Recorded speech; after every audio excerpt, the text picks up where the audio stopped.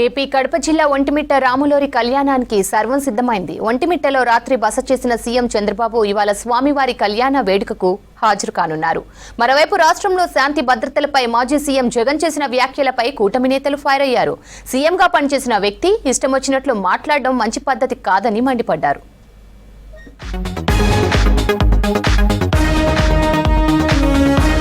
కడప జిల్లాలోని ఒంటిమిట్ట సీతారాముల కళ్యాణానికి ఏర్పాట్లు పూర్తి చేశారు అధికారులు. శుక్రవారం జరగనున్న రాములోరి కళ్యాణానికి తూర్పు గోదావరి జిల్లా కోరుకొండకు చెందిన శ్రీకృష్ణ చైతన్య సంఘం అధ్యక్షులు కళ్యాణ అప్పారావు ఆధ్వర్యంలో గోటితో ఒలిచిన కోటి తలంబ్రాలను అందించారు. స్వామివారికి పట్టు వస్త్రాలు సమర్పించనున్నారు చంద్రబాబు. స్వామివారి కళ్యాణాన్ని చూసేందుకు తరలివచ్చే భక్తుల కోసం 7,000 తిరుమల లడ్డూలను సిద్ధం చేశారు. భక్తులకు ఇబ్బందులు తలెత్తకుండా 300 మంది టీటీడీ విజిలెన్స్, 3,000 మంది పోలీసులతో భద్రతా ఏర్పాట్లు చేశారు. సీసీ కెమెరాలు, డ్రోన్లతో భద్రతను పర్యవేక్షించేందుకు ఏర్పాట్లు చేశామన్నారు అధికారులు.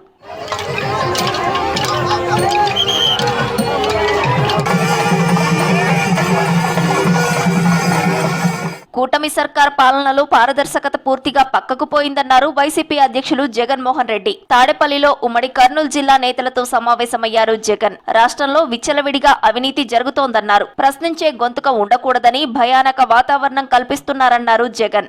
ఈరోజు జరుగుతా ఉన్న పరిస్థితులు, విషయాలు కూడా మీ అందరికీ కూడా తెలుసు. రెడ్ బుక్ రాజ్యాంగంలో ఎలా జరుగుతూ ఉన్నాయన్నది కూడా మీ అందరికీ కూడా తెలుసు.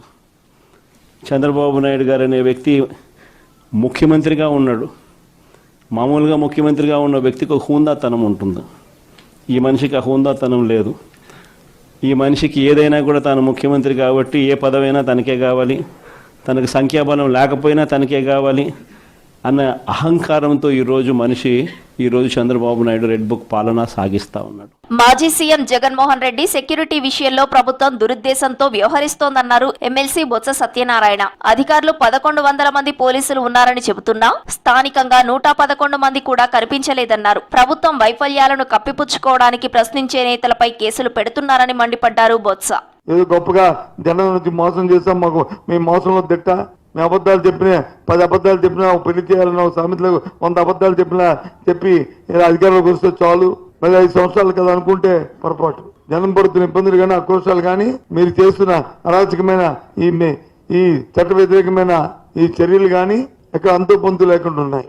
పోలీసులపై మాజీ సీఎం జగన్ చేసిన వ్యాఖ్యలను తీవ్రంగా ఖండిస్తున్నామన్నారు ఏపీ రాష్ట్ర బీజేపీ అధ్యక్షురాలు పురంధేశ్వరి. రాజకీయ చొరవతో పోలీసు ఉద్యోగాలు రావన్నారు. పోలీసు అధికారులు ప్రాణాలు పణంగా పెట్టి శాంతి భద్రతలు కాపాడుతుంటే వారిపై అనుచిత వ్యాఖ్యలు చేయడం సరికాదన్నారు పురంధేశ్వరి. 4వ సింహంగా పరిగణించబడుతున్నటువంటి పోలీసు వ్యవస్థని ఉద్దేశించి జగన్మోహన్ రెడ్డి గారు బట్టలోడదీసి కొడతాము అని చెప్పటం ఇది సర్వత్రా ఖండించవలసినటువంటి అంశంగా నేను భావిస్తున్నాను. వక్ఫ్ బిల్లుపై వైసీపీ దొంగాట ఆడిందన్నారు సిపిఐ జాతీయ కార్యదర్శి నారాయణ. రాజ్యసభలో ఒకలా, లోక్సభలో మరో విధంగా వైసీపీ మద్దతిచ్చిందని విమర్శించారు. వక్ఫ్ సవరణ బిల్లుకు వ్యతిరేకంగా దేశవ్యాప్తంగా ఈ నెల 12న ఆందోళన చేపడుతున్నట్లు తెలిపారు. పోలీసుల మనోధైర్యం దెబ్బతీసేలా మాజీ సీఎం జగన్ మాట్లాడకూడదన్నారు. సీఎంగా పనిచేసిన వ్యక్తి ఇష్టం వచ్చినట్లు మాట్లాడడం సరికాదన్నారు నారాయణ. ముఖ్యమంత్రులు బాగుంటే రాష్ట్రం డెవలప్ అవుతుందని, ముఖ్యమంత్రులు బాగాలేకపోతే డెవలప్ అనిపిస్తుంది కరెక్ట్ వాదన కాదు. అనవసరంగా డైవర్ట్ చేస్తారు.